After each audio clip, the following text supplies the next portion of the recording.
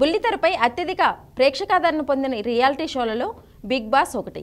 ఈ షో మొదలైన తక్కువ సమయంలోనే సూపర్ సక్సెస్ అయింది.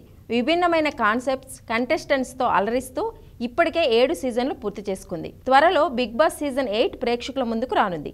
ఇటీవలే సీజన్ 8 లోగో ప్రోమో విడుదల చేశారు మేకర్స్. తాజాగా టీజర్ను వదిలారు.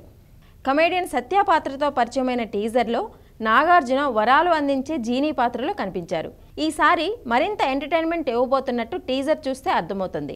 వరాలు ఇచ్చే కింగ్ ఒక్కసారి కమిట్ అయితే లిమిటే లేదు అంటూ నాగార్జున చెప్పిన డైలాగ్ ప్రేక్షకులను అలరిస్తోంది. నాగార్జున గత కొన్ని సీజన్ల నుంచి తెలుగు బిగ్ బాస్ హోస్ట్గా వ్యవహరిస్తున్న విషయం తెలిసిందే. ఇక సీజన్ 8కు కూడా హోస్ట్గా నాగార్జున కనిపించబోతున్నారు.